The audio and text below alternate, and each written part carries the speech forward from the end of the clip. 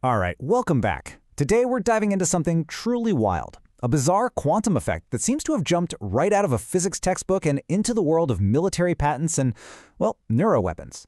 And it all kicks off with a claim that sounds like pure science fiction. Yeah, you heard that right. That isn't from a movie script. It's a direct quote from a 2013 patent granted to the defense giant Lockheed Martin.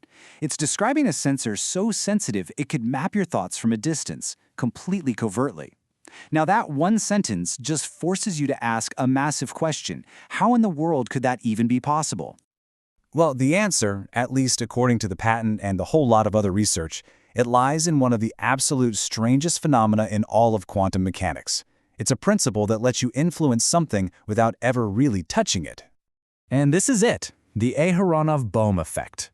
You know, in our everyday world, if you don't have a magnetic field, a compass doesn't move. Simple, right? But down in the quantum world, just the potential for a field, this invisible sort of blueprint called the vector potential, that alone is enough to physically change the path of a particle like an electron, even if that particle never ever touches the field itself. It's weird. This analogy really helps make sense of it. The sources describe this as transmitting structure, but not force. So imagine a hologram of a punch. You can see the image, the information of the punch is there, but there's no physical impact, right? The vector potential is kind of like that hologram. It carries all the information of the field without the field itself having to be there. So this is the crucial part, the big takeaway. You get influence without direct interaction. This isn't about pushing or pulling in the classical sense. It's about shifting a particle's quantum phase, a much, much more subtle, information-based way of causing an effect. And that little detail is the key that unlocks everything else we're about to talk about. Okay, so how does this phantom quantum effect bring us back to that shocking patent claim? How do you actually turn this strange piece of theory into a physical piece of hardware? So what you're looking at here is a diagram from a patent by a physicist named Hal Puthoff, and it shows the kind of generator that works on these principles. The Lockheed Martin patent takes this idea and flips it, describing a sensor that could harness the Aharonov-Bohm effect to pick up on the incredibly faint vector potentials that come off of biological systems, like, say, the tiny neural currents inside a human brain. So here's the blueprint, more or less. You shoot a beam of electrons, you split that beam in two, and you send those two halves on paths around a specific region, a region where an external potential might exist, like from a person's brain. Now, even if those electrons never pass through an actual magnetic field, their phase will get shifted. When you bring those beams back together, that tiny phase shift creates a measurable interference pattern. And by reading that pattern, you can basically reverse engineer the signal that caused it in the first place. And this is where it gets really mind-blowing. This number here illustrates the claimed power of this technology. According to the research documents we're looking at, a sensor built on this quantum effect could be 6 orders of magnitude. That's 1 million times more sensitive than our best classical electromagnetic sensors. That's like the difference between hearing a whisper and hearing a shout from across a football stadium. It's a game changer. But look, this idea didn't just appear out of thin air in a Lockheed Martin lab in 2013. Oh no. The research behind this has a much longer and, frankly, much more secretive history that goes all the way back to the peak of the Cold War. Our sources lay out a pretty clear trail here. Back in the 80s, Soviet military researchers were already building what they called A-B generators to explore remote biological effects. Then, after the USSR falls, the CIA starts debriefing these same scientists. By the 90s, some of them are working with American defense contractors like Lockheed, where a neuroengineer named John Norcine was already developing concepts like biofusion and even thought injection. And all of that seems to lead right up to that 2013 patent.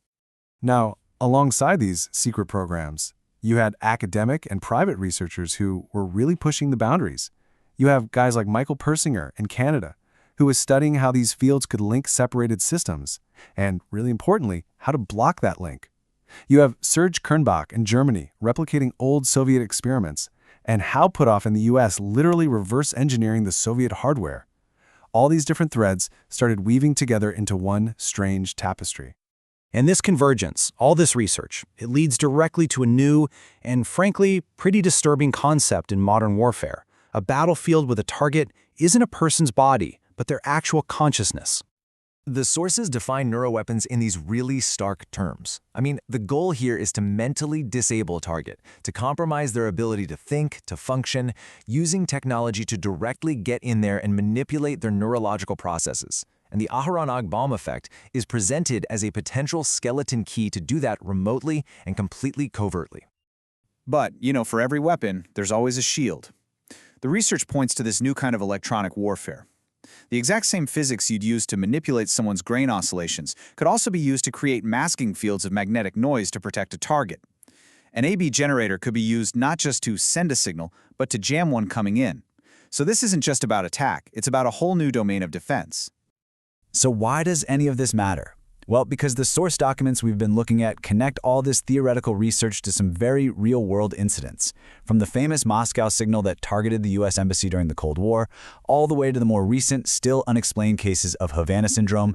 These kinds of technologies are being implicated as a possible cause. So all of this, it pushes us toward a really profound and pretty unsettling conclusion about what the future of conflict might look like. A Russian scientist who was actually involved in this field, and Anisimov, he described the ultimate endgame, not just to read thoughts or disrupt them, but to literally extract them, process them through a computer, and then feed them back to achieve control. I mean, that is the fusion of cybernetics, AI, and neuroweapons. And so we're left with this question. The journey from a quantum phantom all the way to a patented mind-reading device has really opened a technological Pandora's box. It suggests a future where that last bastion of privacy, our own mind, could become a transparent and contested space. And that just forces us to ask, what in the world happens then?